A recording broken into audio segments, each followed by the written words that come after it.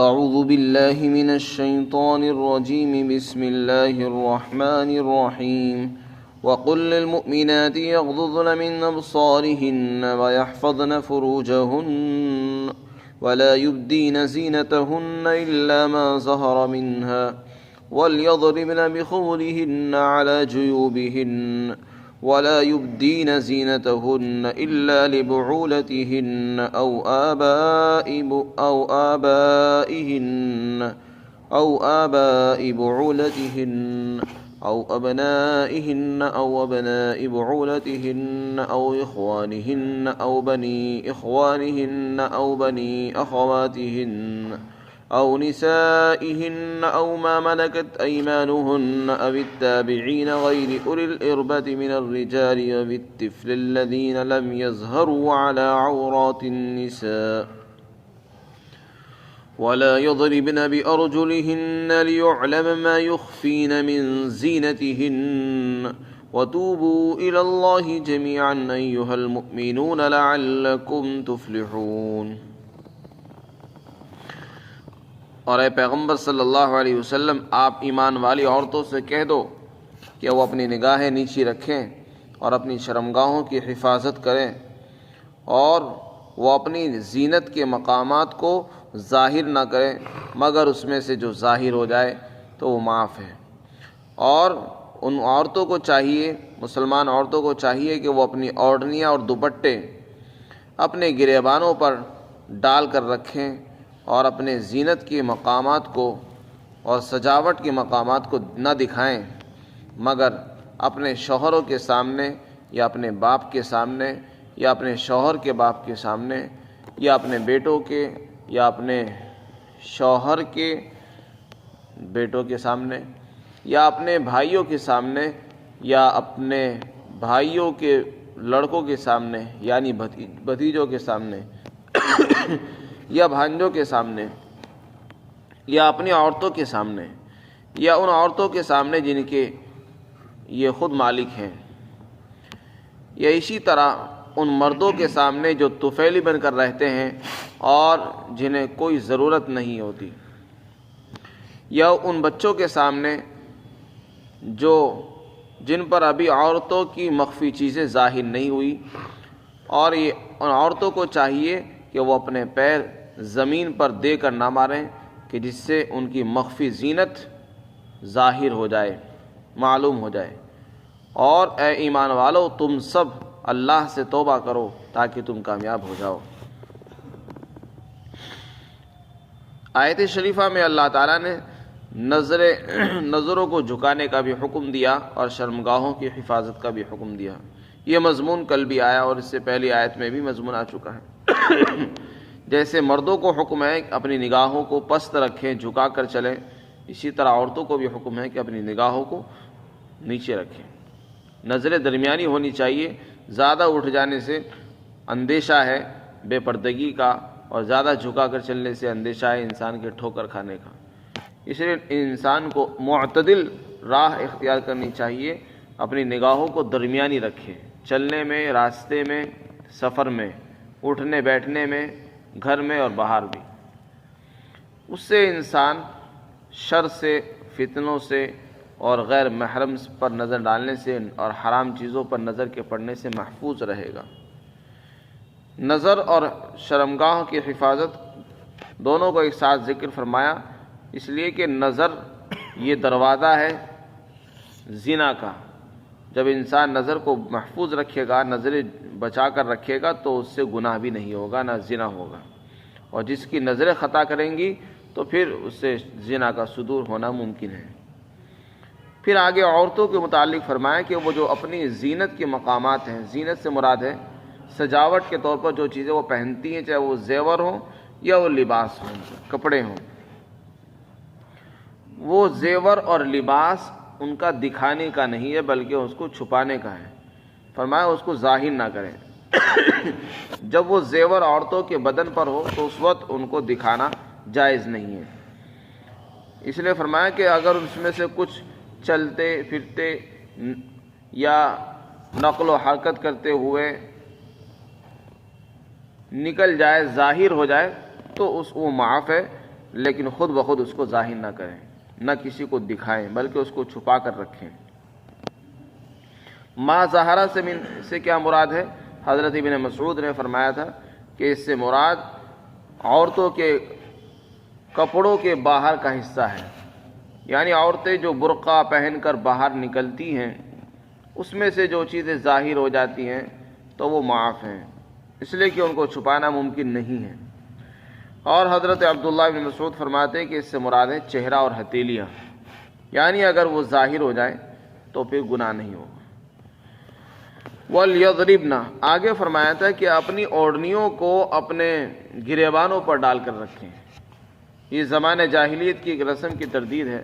زمانہ جاہلیت میں عورتیں سروں پر دوپٹے ڈالتی اور اس کو پیچھے کی طرف ڈال دیا کرتی تھی، دونوں کنارے اس کے، جس سے گلا، ان کی گریبان اور ان کا سینہ کھلا رہتا تھا، بے پردگی ہوتی تھی۔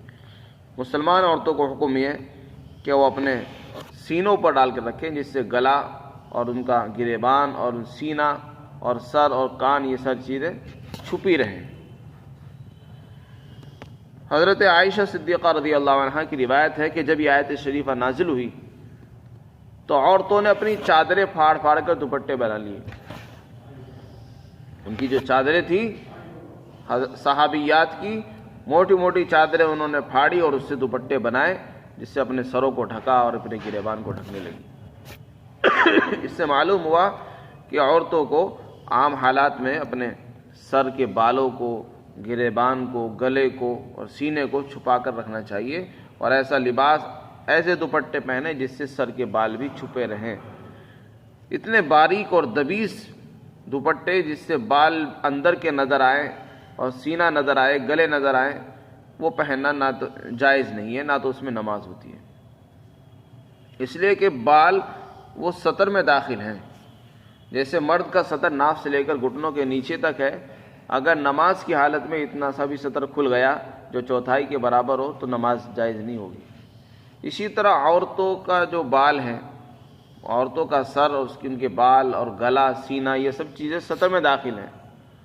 اگر اتنا دبیز دوپٹہ اوڑھا جائے جس سے سارے بال نظر آنے لگیں تو بھلا اس میں نماز کیسے ہوگی؟ اس لیے کہ وہ تو چوتھائی سے زیادہ نظر آ رہے ہیں۔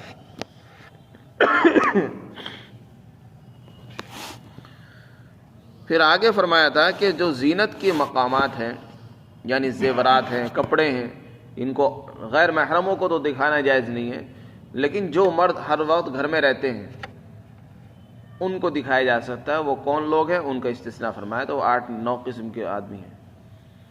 فرمایا تھا ایک تو اپنے والد کو کے سامنے اپنی زینت کی چیزیں دکھا سکتی ہیں، اس لیے کہ یہ حضرات ہر وقت ساتھ رہتے ہیں، ان سے چھپانا ممکن نہیں ہے اور ان سے بچنا بھی مشکل ہے، اس لیے فرمایا اپنے وہ کپڑے، اپنے زیور جان بوجھ کر تو نہ دکھائے، لیکن اگر نظر پڑ جائے تو اس میں گناہ نہیں ہوگا۔ اپنے والد کے سامنے، اسی طرح شوہر کے سامنے، یا اسی طرح اپنے شوہر کے والد کے سامنے بھی، یعنی سسر کے سامنے بھی اپنی زینت کی چیزوں کو دکھا سکتی ہے اور ظاہر کر سکتی ہے۔ اسی طرح اپنی اولاد کے سامنے اور اپنے شوہر کے جو دوسرے بیٹے ہیں، دوسری بیوی سے تھے، ان کے سامنے بھی دکھا سکتی ہے، اور اپنے بھائیوں کے سامنے، اور اپنے بھائیوں کے جو لڑکے ہیں یعنی بھتیجے، ان کے سامنے بھی اپنی زینتوں کو ظاہر کر سکتی ہے، اور اسی طرح اپنے بھانجوں کے سامنے بھی۔ پھر آگے فرمایا او نسائہن، اپنی عورتوں کے سامنے بھی ظاہر کر سکتی ہیں۔ یہاں عورتوں کا لفظ استعمال کیا کہ ایک عورت اپنی عورت کے سامنے اپنی زینت کی چیزیں دکھا سکتی ہیں، اس سے کیا مراد ہے؟ مفسرین نے فرمایا کہ نسائہن کی ضمیر اور لوٹ رہی ہے اور مسلمانوں کی طرف، مراد یہ ہے کہ اس سے مسلمان عورتوں کو دکھانا جائز ہے، یعنی ایک مسلمان کے لیے دوسری مسلمان عورت کے سامنے اپنی زینت کی چیزوں کو دکھانا جائز ہے، کسی غیر مسلم کافرہ، ذمیہ، حربیہ کو نہ دکھائے اہل کتاب میں سے۔ اس آیت شریفہ سے یہی معلوم ہوتا ہے۔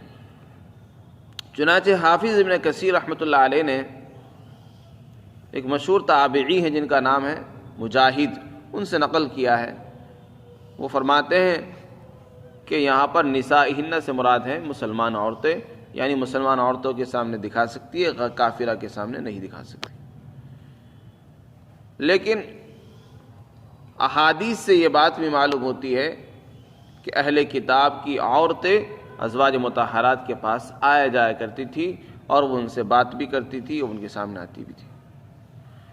تو اس زمانے میں اگر یہ حکم لگا دیا جائے کہ ایک عورت اپنی زینت کی چیزیں کسی کافر عورتوں کے سامنے ظاہر نہیں کر سکتی، تو یہ ناممکن اور چیزیں ہیں۔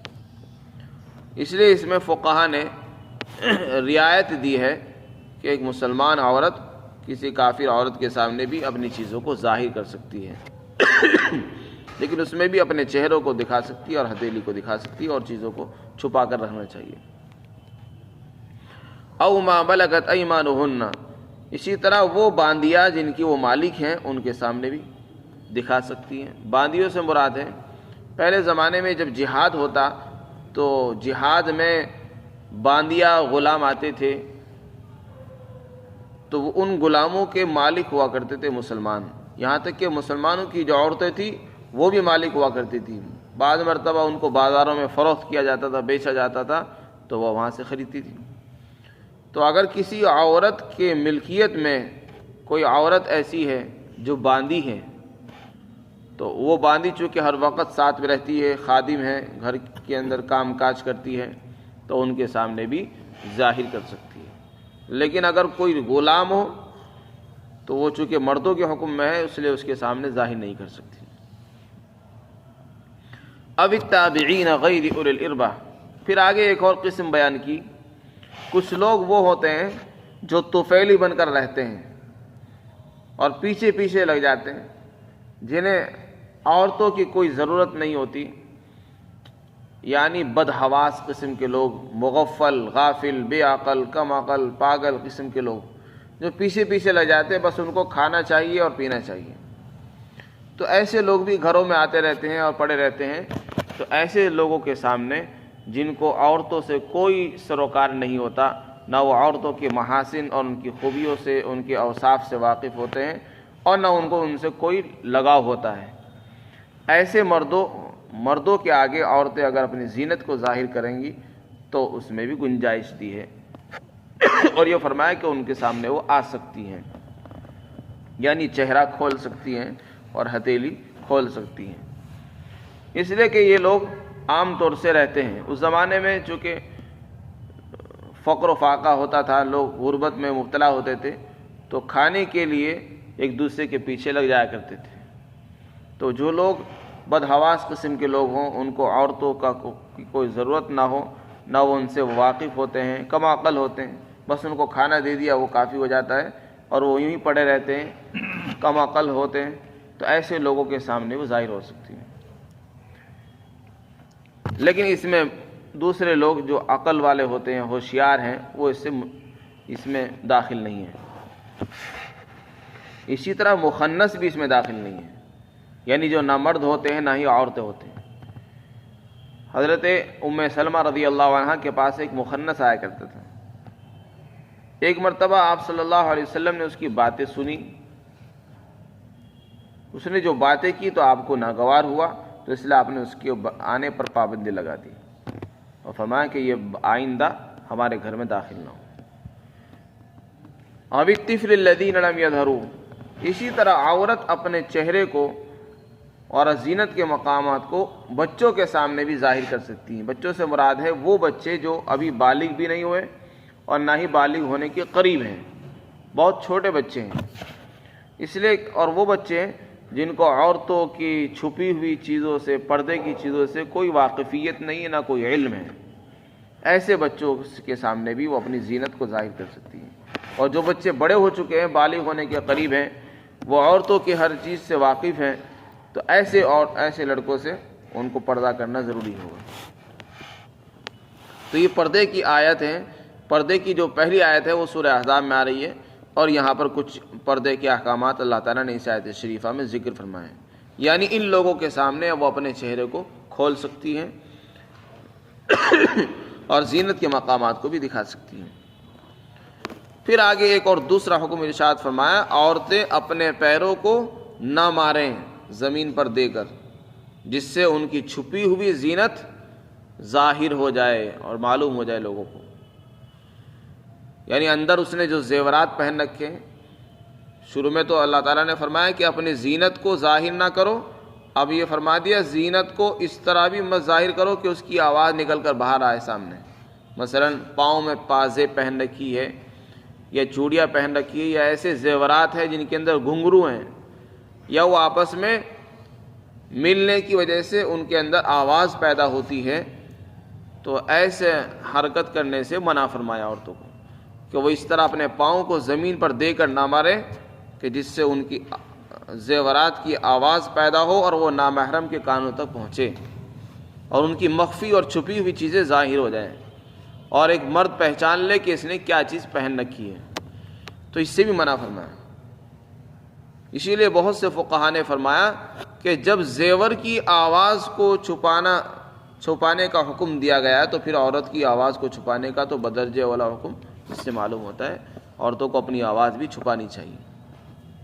چنانچہ فقہاء میں سے علامہ ابن حمام بہت بڑے حنفی فقیہ اور عالم گزرے ہیں، انہوں نے نوازل کی روایت نقل کی اور عورت کی آواز کو بھی پردے میں شامل کیا ہے، جبکہ بہت سے فقہاء نے اس کو پردے میں شامل نہیں کیا اس لیے کہ ازواج مطہرات پردے کے پیچھے سے بات کر لیا کرتی تھی ضرورت کے موقع پر. فقہاء نے اس کی گنجائش دی ہے کہ اگر ضرورت کا موقع ہو تو عورت پردے کے پیچھے سے بات کر سکتی ہے. بہت سے فقہاء میں اس میں آپس میں اختلاف ہے. بہت سے فقہاء نے عورت کی آواز کو پردے میں داخل مانا ہے، بہت سے نے نہیں مانا ہے. لیکن احتیاط کا تقاضا یہ ہے کہ عورتیں اپنی آوازوں کو بھی چھپا کر رکھیں، کسی غیر مرد سے نامحرم سے باتیں نہ کریں، بس ضرورت کے وقت بات کریں اور بلا ضرورت بات کرنے سے احتیاط کرنی چاہیے. اس لیے کہ قرآن کریم میں زیور کی آواز کو بھی چھپانے کا حکم ہے. وَتُوبُوا إِلَى اللَّهِ جَمِيعًا، آگے فرمایا اے ایمان والو تم سب اللہ کے بارگاہ میں توبہ کرو.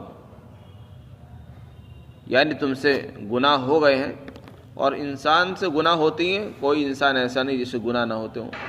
مثلا نظر کا گناہ ہوا، نظریں خطا کرتی ہیں، نظروں نے غلطی کی ہے، یا زبان سے غلطی ہو گئی ہے. اور نظر کا گناہ ایسا گناہ ہے جس کا علم صرف اللہ کو ہوتا ہے، کسی دوسرے کو پتہ بھی نہیں چلتا انسان نے اپنی نظریں کہاں چلائی ہیں اور کس پر ڈالی ہیں. یہ ایسی چیز ہے جس کا علم صرف اللہ کو ہوتا ہے. تو اس لیے فرمایا تم اللہ کے سامنے توبہ کرو.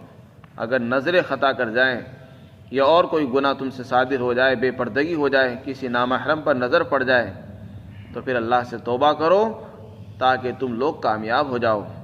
یعنی توبہ کرنے میں تمہارے گناہ معاف ہوں گے اور پھر تمہیں اللہ کی طرف سے درجات بھی ملیں گے اور دل میں سکون اور اطمینان کی کیفیت حاصل ہوگی. اللہ تعالی ہم سب کو